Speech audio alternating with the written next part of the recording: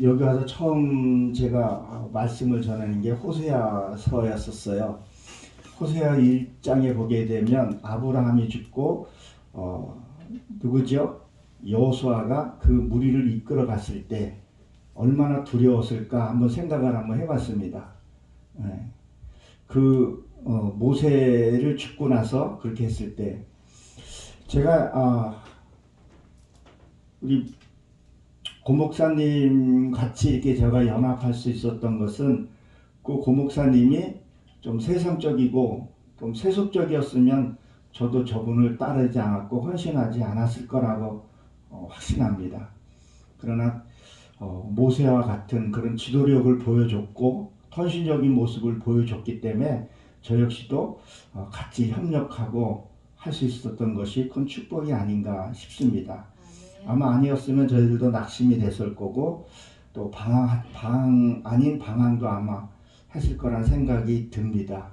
따뜻하게 품어주시고 그 지도자의 그 리더십, 가장 중요한 것은 자기의 욕심이 없는 지도자, 자기보다도 자기 안위에보다도 몇 백성들을 먼저 생각하는 그 지도력이 있었기에 오늘 이 강단에 참 쓴 것이 감개가 무량하더라고요. 예. 제일 먼저 쓴 게 우리 찬양 사역자님이 찬양했을 때, 오늘 강대상이 들어올 때는 그냥 마음이 그냥 뭉클하고, 좋구나. 근데 안에 갈 때 자꾸 가슴이 뛰고 뭉클하고, 뭉클뭉클 하더라고요. 그렇게 내가 좋은 지도자하고 만나서 헌신하고 하나하나 이렇게 하는 것이 이것이 기쁨이구나. 하나님 받아주세요 라고 제가 기도를 했습니다. 그리고 또 우리 사회 보신 우리 공은노 목사님이 또 여기에서 또 저를 또 소개해 주신 그 멘트도 너무 감격스럽습니다. 정말 헌신했으니 그래도 우리 김 목사가 먼저 쓴 거에 대해서 또 목사님이 기뻐해 주시니까 저도 되게 또 더 기쁘고 감사합니다. 하나님이 모든 영광을 받으신 줄로 저는 분명히 믿습니다. 어제에 이어서 제 2부입니다. 사사기는 왕이 없던 그런 시대였었어요. 없던 시대였고 참 어떻게 보게 되면 각자의 그 어떤 삶을 살았던 그런 시대, 지금의 시대를 반영하지 않았는가 이런 생각을 해봅니다. 이스라엘 백성들은 참 잘못하고도 회개하지 않고 그렇게 살다가 하나님 회초리 들면 또 잘못했다고 하는 것들을 우리가 종종 보게 되는데 여기 보게 되면 비니하스가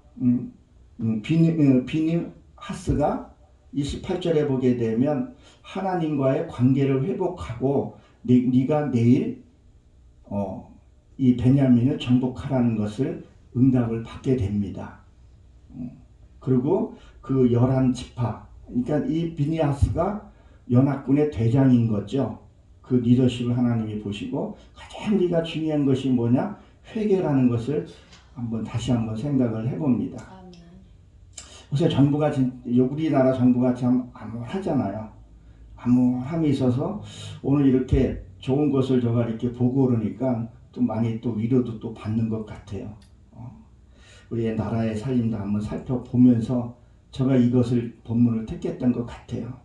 근데 오늘 보게 되면 이어서 보게 되면 40절에 보게 되면 연기 구름이 기둥같이 이 성읍에 이 하늘에 닿았다 이렇게 되어 있죠.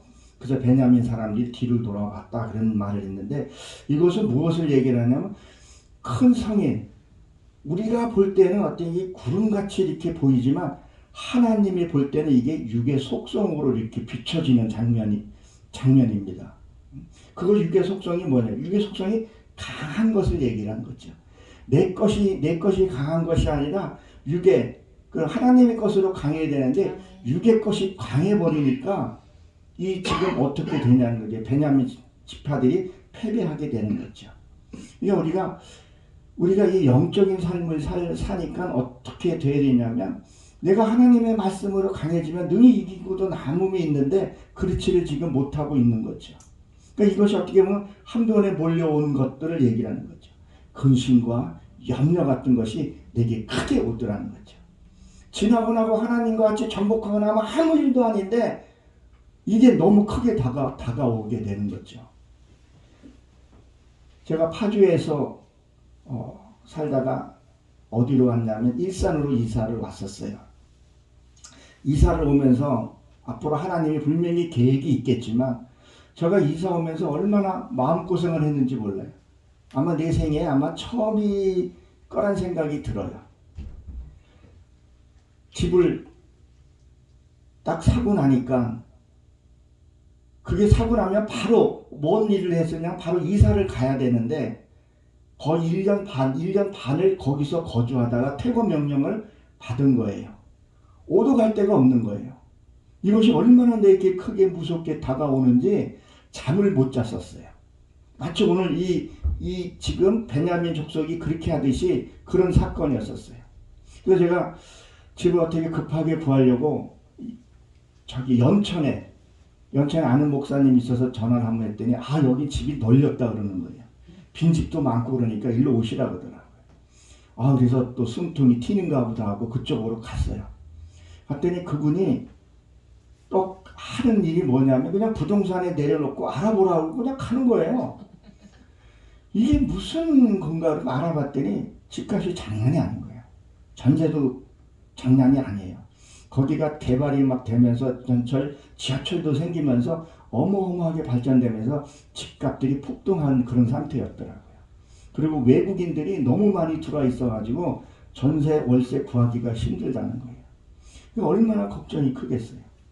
잠을 못 자는 거죠. 그러니까 내 안에 이 성읍, 이 불기둥이 올라오니까 앞이 캄캄한 거예요. 그리고 하나님께 부르짖고 기도를 한 거죠. 그러는데 하나님이 역사하는 일에서는요, 우리가 생각지도 못한 일이 생기더라고요. 그리고 하나님의 그 은혜로 이사를 왔는데 이사 비용부터 시작해서 너무 걱정이 되잖아요. 진짜 아무것도 없었거든요. 그때도. 하나님이 희한한 방법으로 돈을 주시더라고요. 생각지도 않는 경우. 이 간증을 해도 되나는지는 모르겠는데 그 무렵에 장모님이 소천을 하셨어요. 소천하면서 거기에서도 부의금이라 그래야 되나? 그 금액으로 이사를 오게 된 거죠. 이사를 오면서 대출을 받아야 되는데 대출이 안 되는 거 걱정을 했는데 대출되는 과정에 하나님이 하시는 것을 보게 하는 거더라고요. 오늘 강대상에 이렇게 들어오는 거 보게 하듯이 대출 받는 것이 순조롭게 되는 거예요. 일사천리로. 그 전에 살던 거주하던 그 분들도 그냥 자기가 이사 비용만 받고 복비도 자기가 부담하고 기한 안에 들어오면 그걸 우리가 다 해줘야 되는데 그런 것들을 순조롭게 되는 과정들을 보니까 하나님이 하시는 일을 제가 알게 되는 거죠. 그래서 내가 아내한테 그랬었어요. 가서 어떻게 또 적응하냐 했더니 가면 하나님이 하시고 문제될 것이 없다. 근데 벌써 1년 반이 지났어요. 하나님이 내가 맡기지를 못해서 그러는 거지 맡기면 되는데 이 내려놓는 것이 무엇인가를 우리가 몰랐던 것 같아요. 내려놓으니까 죽으면 죽으리라고 하니까 일은 진행되는 것을 보게 된 거죠. 그래서 그런 이게 사건들을 하나하나 보게 되면 어떤 이게 뭐예요? 지금 불기둥을 지금 이렇게 뒤돌아보니까 내 안에 아무 문제가 아닌데 내 그 육의 세력이 강해서 못 보는 거예요. 하나님이 역사하심을. 그러니까 맡기지도 못하는 거죠. 하나님이 하고 하나님이 맡기면. 그러니까 이 비니하스가 기도함으로 해서 하나님이 함께하는 것을 그 전에는 다 패했지만 하나님이 함께한다는 소리를 듣고 그들이 믿고 갔을 때 대승을 거두는 오늘 본문 읽었잖아요. 대승을 하는 것을 보게 되는 것을 오늘 알게 됩니다. 오늘 아침에 제가 여기 와서 우리 윤석열 대통령이 참 안 좋은 곳에 계시면서 성경을 읽었다 소리를 들으니까 이제 좀 기쁜 마음이 들더라고요. 우리나라도 소망이 있구나. 우리나라도 비니하스 같은 사람이 있구나. 어쨌든 이 연합군의 대장이었는데 우리나라의 통수권자인데 그분이 성경을 봤다는 것은 하나님이 나라를 축복을 해 주신 거라는 것을 저는 분명히 믿습니다. 우리나라는 분명히 이 유모 목사님을 통해서 제1국회 때 기도를 시작한 나라잖아요. 그 하나님이 버리겠어요? 얼마나 많이 기도를 하고 있는데 이들을 우리가 이 기쁨을 우리가 놓쳐서는 안 된다고 생각을 합니다. 이 기세를 놓치면 안 된다고 생각을 합니다. 감사한 일이고 저나 여러분이나 축복받은 나라, 축복받은 삶을 사는 것 같습니다. 적어도 제 시대 때는 어떤 큰 환란이 지금 없었던 것 같아요. 일제시대, 6.25 이런 시대에 그런 시기가 지금 없는 그런 너무도 평화로운 행복한 시대에 사는 것을 볼 때 참 감사한 일이 아닌가 이런 생각을 한번 해보게 됩니다. 오늘 21절에 보게 되면 이스라엘 사람들은 돌아서서, 그러니까 이게 돌아선다는 건 어떻게 보면 바뀐다는 것을 얘기를 하게 되는 거죠. 보면 그 전에는 이스라엘 백성들이 뭐를 했냐면 하나님의 어떤 계획이 없고 자기 생각으로 그냥 수적인 것으로 밀고 갔잖아요. 지금 정부도 수적인 것으로 지금 밀고 가고 있잖아요. 그러나 하나님한테 의지하지 아니하고 하나님께 맡기지 않을 때에는 번번이 패했던 거죠. 그러니까 하나님한테 묻고 기도하고 하나님의 이 앞절에 보게 되면 하나님의 계획 속에 어떤 그런 인해전술이라는 그 속에서 뒤로 빠지고 하는 부분들. 예수님도 어떻게 보게 되면 헤로데께 피했다 그런 말을 하잖아요. 우리가 볼 때는 때로는 정면에 서서 싸우는 것이 아니라 기도하면서 한 발 뒤로 서서 볼 수 있는 그런 어떤 은혜, 그런 지혜도 우리가 갖고 있어야 된다는 거죠. 무조건 사건 앞에서 내가 맞서 싸우는 것이 아니라 한 발짝 뒤로 서서 우리가 볼 줄도 알아야 된다는 것을 오늘 말씀을 통해서 말하고 있습니다. 저는 많은 사건들을 통해서 저와 여러분들도 아마 그런 사건들을 많이 만났을 거라고 생각을 해요. 사람이 할 때는 착하다고 해서 이기는 것은 아니더라고요. 하나님의 그런 은혜와 그 체험적인 것들이 있어야 된다는 거죠. 어떻게 보면 순진한 걸로 해서 당하는 것들이 너무 많더라고요. 내 마음이 너무 다치는 경우들이 많이 있더라고요. 그래서 제가 늘 저희 교회에서도 나가서도 하는 말들이 뭐냐면 내가 알고 당하는 거하고 알지 못하고 당하는 건 하늘과 땅 차이다. 내가 알고 당하는 것은 내가 양보해 주는 거지 내가 그것을 져주는 거지 그것은 하나님의 승리의 깃발을 꽂을 수는 있지만 내가 모르는 것은 매번 당하더라고요. 그래서 더 말씀을 많이 보고 더 묵상하고 기도하고 그러면 뭐예요? 내 심령이 살이 찌더라고요. 말씀 보고 묵상하고 정면에 나가는 것이 아니라 하나님께 먼저 기도하고 구하고 그것을 해야 한다고 저는 분명히 봅니다. 제가 앞에 그 이사 문제를 하나 더 얘기를 더 드리면 하나님께 기도를 했었어요. 하나님 제 욕심인가요? 라고 그것을 내려놓고 기도했을 때 그 길이 열리더라고요. 신기하게 열리더라고요. 하나님은 뭐예요? 살짝 우리에게 회개를 구하시는 것 같더라고요. 그런 회개가 있을 때 하나님이 우리를 이끌어 간 것을 봅니다. 이렇게 보게 되면 성읍에 이렇게 불탔다는 것은 이 성읍이 불탔다는 것은 뭐예요? 내 심령이 상하는 부분, 그러니까 저쪽의 반대편에 어떤 상하는 부분들을 얘기를 하는 거죠. 그러니까 우리가 일상생활에서 이런 일들이 많이 일어나더라고요. 성읍이 불탔으니 어떻게 했어요? 그러니까 사람들이 이런 경우들을 많이 겪잖아요. 혈기. 그 혈기를 사람들이 감당을 못해요. 그 혈기들이 너무 감당을 자기 성읍에 타는 자기 그것을 죽어가는 것을 그러니까 자기 의가 죽어가는 것을 그것을 용납하지 아니하더라고요. 아마 아파트에 사시는 분들은 다 그런 경험들을 할 거예요. 우리 집 2층에는 새벽 2시에도 이게 청소하는 소리가 들려요. 집이 너무 오래돼가지고요. 벨소리가 다 들려요. 싸우는 소리도 다 들리고요. 그러니까 그 밑에는 또 예민한 사람이 사는가 봐요. 망치로도 두들겨요. 또 조용하다고. 또 그건 더 시끄럽죠. 그러니까 그것을 또 이기지 못하는 사람은 어떻게 해요?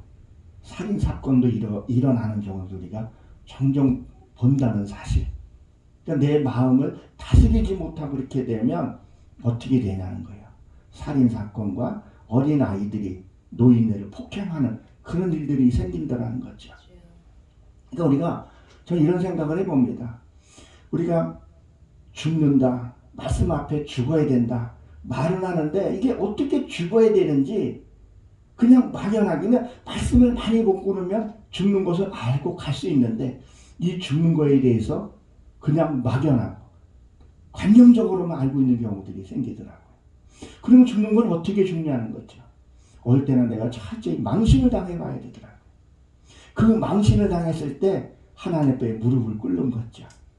그럴 때 진짜 육적인 부분이 해결이 되더라고요.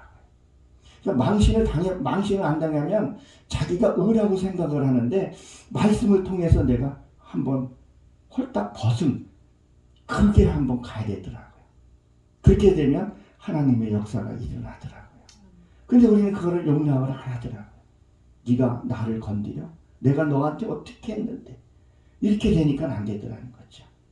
그래서 하나님 앞에 우리가 내려놨을 때 그리고 내가 부끄러운 수치라고 하지만 그것을 우리가 해야 된다는 것을.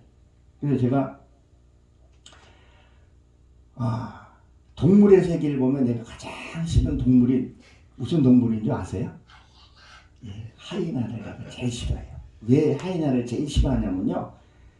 걔네들은 짐승을 부패된 고기 뭐 다 먹잖아요. 근데 이들은 살아있는 것도 사냥을 하는데 살아있는 상태에 숨을 쉬는데 그냥 뜯어먹어요. 그냥 뒷꽁지고 불알이고 남자들요 고환침은요 살짝만 닿아도 아파요. 그거부터 뜯어먹고 고통스러운데 닥친 대로 뜯어먹어요.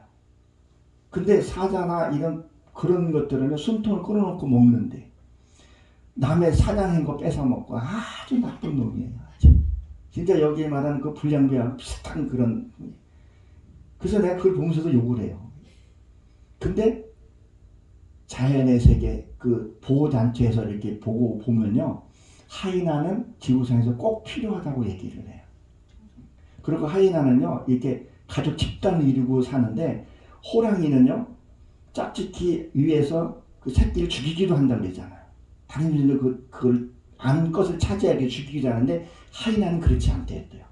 유대관계가 또 아주 좋다고 그러더라고요. 그러면 거기에서 우리에게 느끼는 것이 뭐냐면 나를 해코지하고 나를 심하게 하는 사람이 꼭 필요하다는 거죠. 그 사람이 없으면 내 유괴껏 처리할 방법이 없는 거잖아요. 지금 사실 어떻게 보면 그런 거죠. 누가 나 안 건드리면 나는 의인이 될 수 있어요. 나는 의인이 될 수 있다니까요. 그러나 누가 날 건드려줬을 때 이 성읍이 확 뒤집어졌을 때 그때인 거예요. 이게 내 속에 이게 있었나 보다.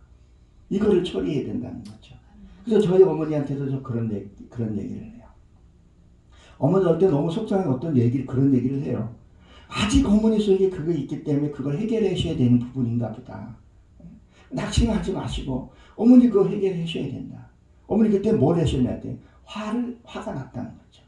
그럴 때 하나님 내 이 유괴껏 하나님 받아주셔야 합니다. 받아주시지 않으면 내가 이게 감당할 수가 없습니다. 아멘. 어머니 그거 처리하고 가셔야 돼요. 어머니 지금 나이가 이제 90이 넘으셨는데 그거 처리해 주는 것을 감사하고 할 줄 아셔야 된다. 그리고 조목조목 성경을 두고 이렇게 얘기를 해줘요. 그러면 감사하고 내려놓고 그리고 누가 또 뭐라 그러면 또 그렇다고 얘기를 하세요. 마음을 비웠다. 진짜 이제 이게 살아있는 거 육적인 건데 또 올라와요. 저 역시도 올라오더라고요. 그럼 그때 또 무릎 꿇고 망신 당할 일이 있으면 망신도 당하고 부끄러움도 당해보고 그랬을 때 진짜 나를 보게 되더라는 거죠. 그러면 결국은 뭐예요? 나를 해코지하고 힘들게 한 사람이 따지고 보면 나에게 고마운 사람이더라고요. 그걸 벗고 나면 어떤 일이 생기는 거예요? 진짜 원수를 사랑하게 되더라는 거죠. 내 가까운 먼데 있는 사람이 지나가는 사람을 해코지하는 사람은 없어요. 원수가 너희 집안 식구라 그랬단 말이죠. 보니까 나도 내 주변 식구들이 많이 그런 심한 경우도 있었단 말이죠. 근데 그들 때문에 그냥 저는 갈매산 가서 기도를 많이 했던 거예요. 울면서. 정말 울면서 기도를 많이 했어요. 울면서. 남자가 칠칠맞게 그냥 눈물이 나더라고요. 아까 저기 앉아있는데 아내가 찬양하는데 감동이 눈물이 막 빙빙이 돌더라고요. 그 눈물로 기도를 쌓으면서 그냥 나를 보면서 그때 피종진 목사님이 참 설교를 많이 들었었어요. 한의사 기도원 가서 그 아내가 맨날 붙들고 울고 말도 안 했어요. 그냥 붙들고 울고 그냥 감사하고 핍박하면 또 올라가서 또 기도하고 그러고 나니까 진짜 내가 죄인이구나. 하나님의 은혜를 받은 자라구나. 그렇게 돌아보니까 내 그렇게 했던 사람이 너무 고마운 사람이고 감사하는 마음을 갖게 되고 그걸 통해서 내가 기도하게 되더라고요. 저 형제들 하나님 불쌍히 여겨달라. 그리고 정말 그 당시에 그 형제들을 이루고 기도했었어요. 그래서 어느 날 하나님의 음성이 들리더라고요. 얘야, 응? 내가 이 땅에 가서 몇 명 전도했더냐. 계산이 안 돼서 못했어. 아무 말도 못했어요. 주님이 인류를 구원하러 오셨다고 했으니까. 가만히 있더니 하나님이 내가 가도 12명밖에 못했다. 그나마 한 놈은 날 배신했고 나를 팔아먹고 다 도망갔다. 네가 뭘 할 수 있겠냐. 너는 내가 들을 자에게 넌 가서 듣느냐지 전해라. 그러면 내 형제들은 내가 너 그 형제를 들을 자를 내가 붙일 것이다. 그런 날 그게 들리더라. 그리고 형제들의 자유함을 누리고 진행했던 부분들이 있죠. 그리고 요번에 또 형제들이 좀 남아있는 것을 이렇게 수세미를 이렇게 달라붙는 거 빡빡빡 긁는 것 같아요.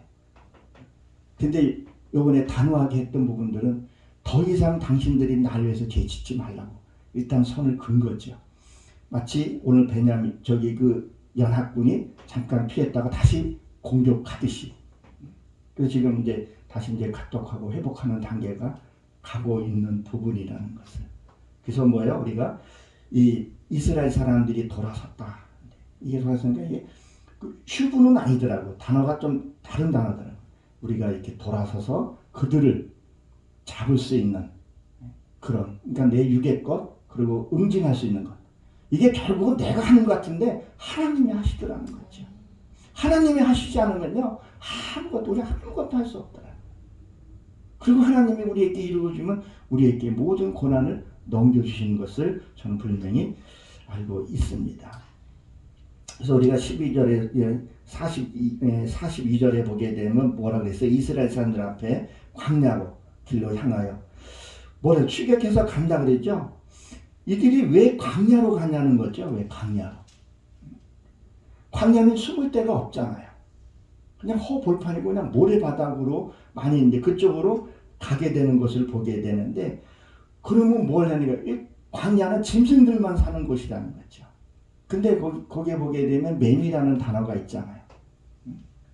그러니까 그곳에 말씀이 있는 곳으로 믿던 안 믿던 뭐냐 하나님을 바라보는 자는 살 수 있다는 것을 얘기를 하는 거죠. 돌이켜서 우리가 하나님의 말씀 앞에 가야 되는 거죠. 하나님 앞에 감사합니다. 그 어떤 죄더라도 내가 죽기 전에 회개를 하고 하면 하나님 앞에 갈 수 있는데 끝까지 개긴다고 그래야 되나? 끝까지 버티는 그 사람은 어떻게 되냐면 취한 모습을 보이게 되는 거죠. 아주 저 음부에 내려가는 거죠. 그래서 에스겔서 30장인가 보게 되고 베드로 후서에 보게 되면 예수님이 그 수골에 가서 말씀을 선포했다는 게 뭐겠어요? 예수님이 내려서 너희들이 왜 지옥에 왔는지를 설명을 다시 한번 하는 거죠. 지옥에 그러니까 지금 할례도 받지 않고 뭐 할례 받지 않는 자들이 예수님을 만나지 않은 자들이 지옥 가는 게 왜 지옥 갔는지를 이들이 모른다는 거죠. 억울한 생각을 들 수 있다는 거죠. 근데 거기 내려가서 너희들이 이래저래 해서 천지를 보고 내가 내 진 것을 알리라. 요새 예수 모르는 사람 없잖아요. 거리에 나가면 전도하는 사람 십자가 너무 많잖아요. 어떻게 부인할 수 있어요? 너희들은 이 지옥에서 있어야 할 이유를 설명을 해주는 거죠. 거기서 뭐라는 입을 다 찢어버리죠. 지옥은 정말 무서운 곳인데 그러니까 뭐예요? 기한이라는 게 있다는 거죠. 그 기한을 놓치면 안 되는 거죠. 그래서 창세기 18장 14절에 보게 되면 천사가 아브라함에게 왔을 때 그 하라한테 뭐라 그랬었어요? 내년 이맘때쯤 너에게 자식이 있을 것이다 그랬어요. 그 기한이라는 게 있었잖아요. 그 기한 안에 분명히 있을 것이다. 그 기한에 우리가 뭘 해야 되냐는 거죠. 심을 때가 있고 거둘 때가 있다고 성경에서는 기록을 한 거죠. 구원받을 것도 기회가 있는 거고 회개할 때도 기회가 있다는 거죠. 그래서 요한계시록에 보게 되면 너에게 회개의 기회를 줬다고 했다는 거죠. 그러니까 저는 이런 것도 해요. 상대가 잘못했을 때 회개의 기회를 줘야 된다고 봅니다. 무조건 몰아세우는 것이 아니라 상대가 잘못하고 있을 때 그 회개의 기회를 이 사람은 저 사람은 잘못했다고 생각을 안 해요. 나도 잘못했다고 생각을 안 해요. 그러면 그 회개의 기회 주는 방법이 뭐냐는 거예요. 요새 카톡 좋고 문자 좋고 하니까 그냥 잘 지내? 어떻게 지내? 이렇게 문자 한 번만 주더라도 회개의 기회를 줄 수 있다는 거죠. 그럴 때 저쪽에서 연락이 오게 되는 거죠. 제가 그 법을 그것을 알고 그걸 먼저 형제들에게 톡을 보냈어요. 먼저 보내고 답 오고 그렇게 되는 거죠. 그러니까 무조건 하는 것이 아니라 회개의 기회를 줘야 한다는 거죠. 그 회개의 기회 주지 아니하고 그냥 몰아치게 되면 어때요? 더 멀어지게 될 수 있는 것을 보게 됩니다. 우리 한번 다니엘서를 한번 봅니다. 다니엘서도 참 너무 귀한 말씀들이 있더라고요. 다니엘서 11장 29절에 보게 되면 작정된 기한에 그가 다시 나와서 그렇게 되어 있죠. 다니엘서 11장 29절입니다. 거기 보게 되면 작정된 기한이라 했었어요. 지금 이 성경에 보게 되면요. 느부갓네살이 그 유대인들의 갖고 온 이 성전 기구를 가지고 그들이 뭘 했었어요? 술 먹고 만찬하고 별짓을 다 했었어요. 그리고 이제 하나님의 다니엘 통해서 회복하는 과정 중에서 이렇게 보게 되면 그 북방 왕이 일꾼 아가씨 하고 내려옵니다. 남쪽으로 내려와서 그 남이스라엘을 또 침공하려고 하죠. 그때는 처음에는 처참하게 당해요. 모든 것을 자기가 갖고 있는 것을 다 뺏기는 거죠. 기쁨도 뺏기고 모두 뺏기는 거죠. 그러니까 우리가 포로로 끌려갔다는 것은 무엇을 얘기를 하겠어요? 우리가 이 포로로 끌려갔다는 것은 죽은 게 아니잖아요. 그렇죠? 그러면 내 기쁨이 뺏기고 사랑이 뺏기고 아까 찬양 이러고 쫙 듣는데 아유 우리 고목사님 눈 맞히는데 사랑이 그냥 근데 그 순간적으로 내가 하나님 이렇게 행복해도 돼요? 그리고 하늘에 오면서 여보 우리 감사해도 되는 거야?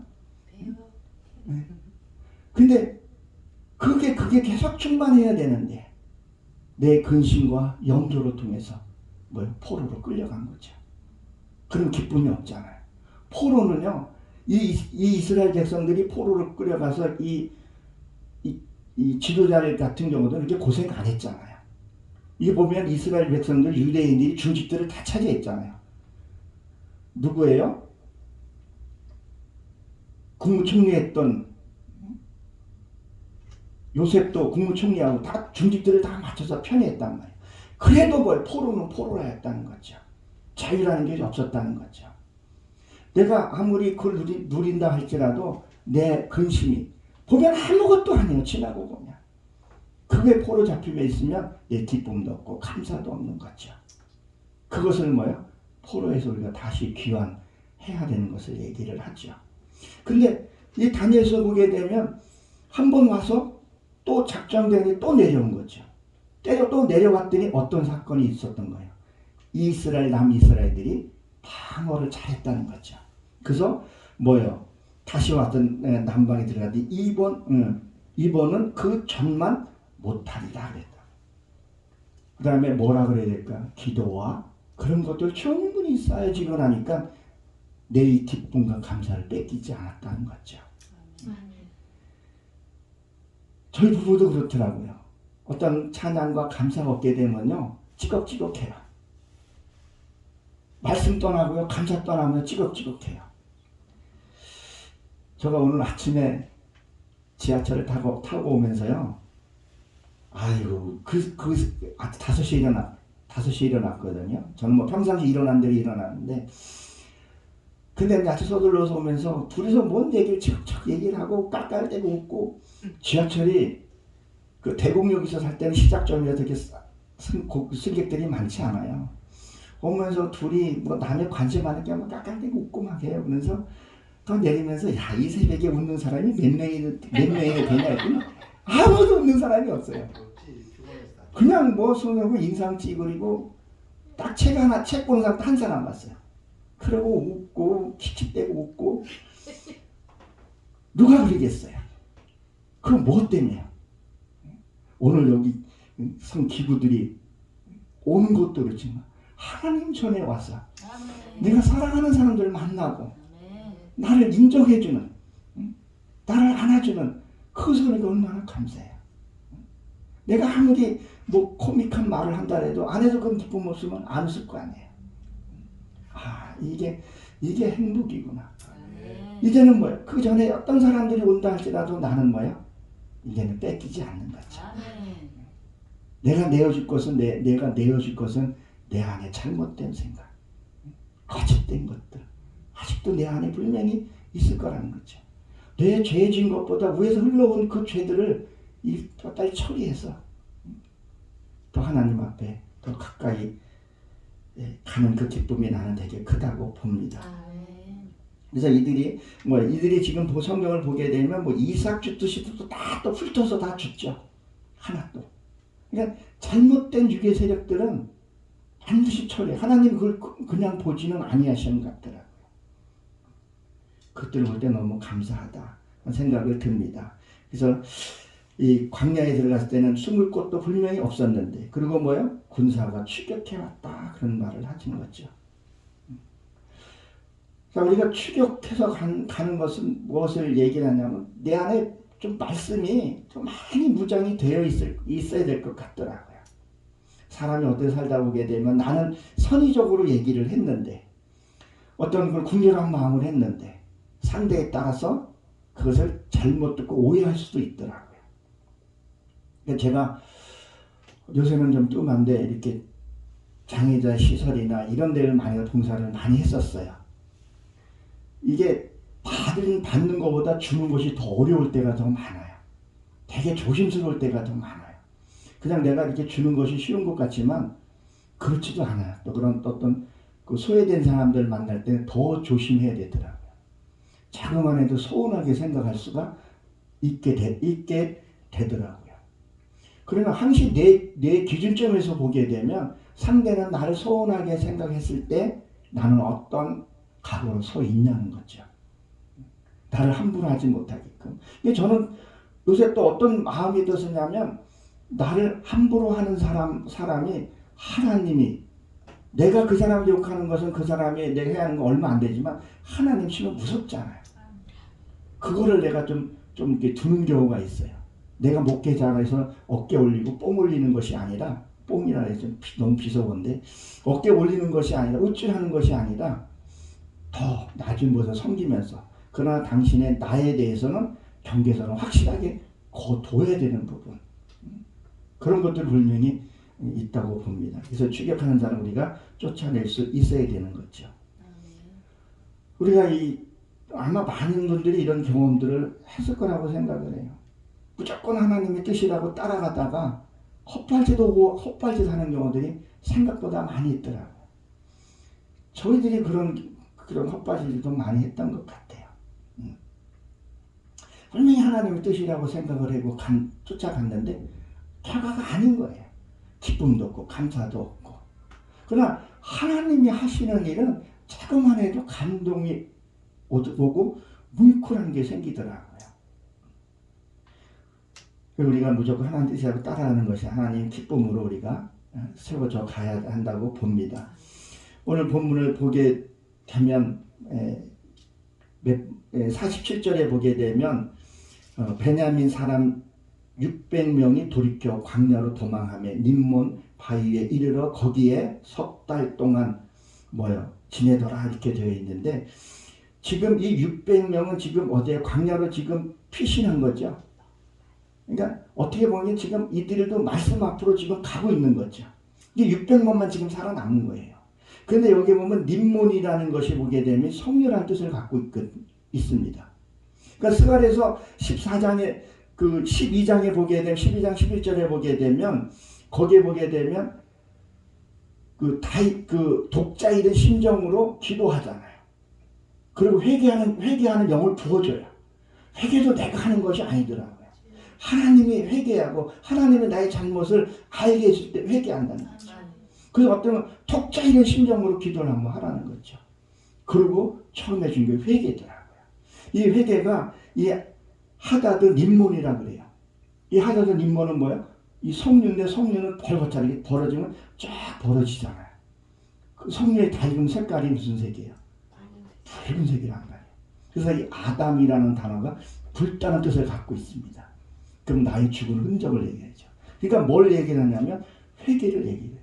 그리고 다윗서부터 그 다윗의 뇌의 며느리 다 회개하고 그러고 축복해 주는 장면이 나온다는 거죠.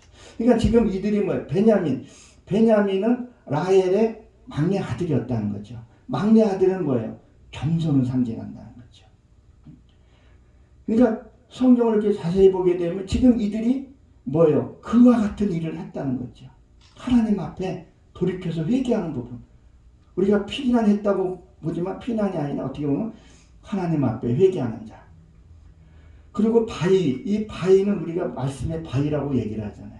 그래서 요한계시록에 보게 되면 뭐라 그래요? 6장 15절에 보게 되면 바위에 숨고 이런 말이잖아요. 하나님 말씀을 상징하는 그 부분을 얘기를 하더라는 거죠.